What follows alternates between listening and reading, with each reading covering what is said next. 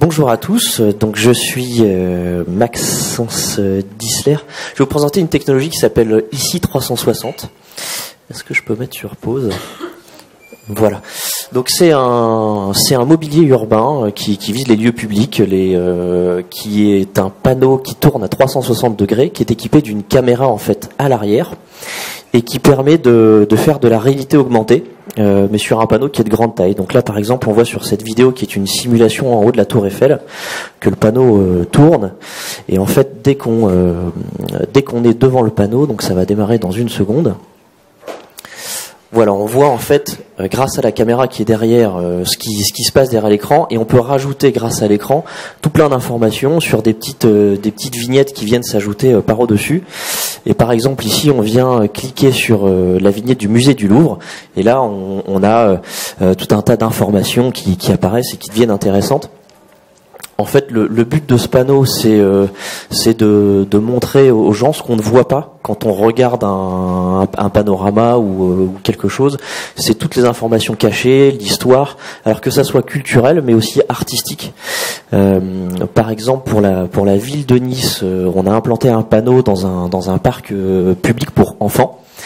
Donc tout autour du panneau, il y a des jeux qui sont en bois avec des baleines géantes, etc. Et l'idée était d'implanter l'aigle, qui est le symbole de la ville de Nice, dans le panneau en 3 dimensions. Et en fait, l'aigle vient se poser sur la pelouse.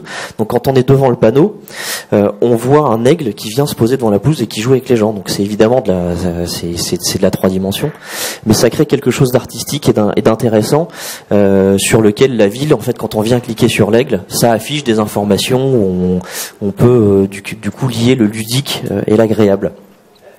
Ils ont aussi, par exemple, ils organisent tous les ans le Jazz Festival Forum, qui est un événement qui attire beaucoup de passionnés du jazz en France et au-delà.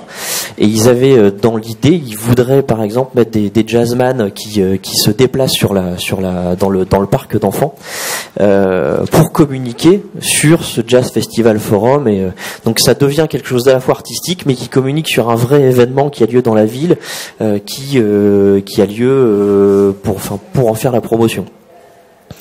C'est aussi donc c'est un panneau qui est assez unique, puisque aujourd'hui il n'existe pas de choses similaires et c'est vraiment quelque chose de complètement nouveau. Le panneau existe vraiment, il a été déjà conçu une première fois, et grâce notamment à Pictanovo, puisqu'on a été lauréat du fonds Expérience Interactive en 2012 avec la ville de Dunkerque qui en était partenariat. Et seule la ville de Nice aujourd'hui s'est emparée le projet, et donc aujourd'hui une seule ville va installer le panneau, et donc on sait que c'est quelque chose qui intéresse les collectivités publiques, les lieux publics, etc. Et ça aussi, à chaque fois qu'on l'a présenté, ça a lancé des réflexions autour de ce qu'on pourrait en faire au niveau artistique. Comment on pourrait valoriser, par exemple, de manière ludique, ce qu'on voit autour du lieu où on se trouve, en rajoutant des éléments en 3D qui viennent jouer sur le paysage ou sur les bâtiments. Est-ce que ça pourrait être du son, de l'image? Donc voilà, c'est aussi pour ça qu'on est ici, parce que c'est quelque chose de totalement atypique et d'inconnu.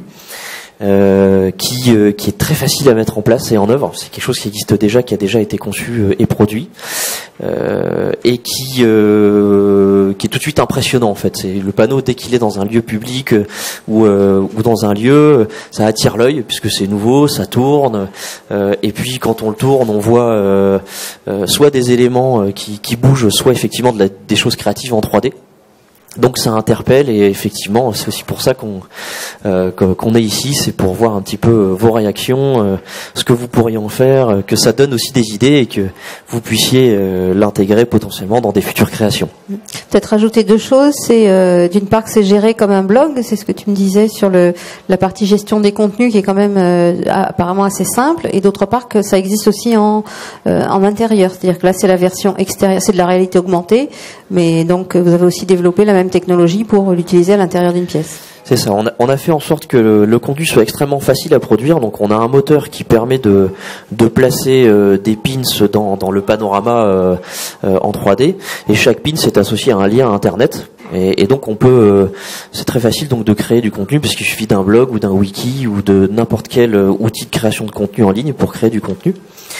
Et après il y a on peut aussi mettre du contenu 3D et donc effectivement là c'est en fonction du contenu qui est créé. Et oui, il existe en indoor ou en extérieur et on l'a testé. Alors ça résiste au vent, à l'intempérie, à la corrosion, etc. Donc au vandalisme, ça le vandalisme de toute façon, hein, si on prend si quelqu'un vient et qui décide de casser le panneau, il le cassera. Mais effectivement c'est fait et prévu pour que ça soit extrêmement résistant. Merci beaucoup à tous.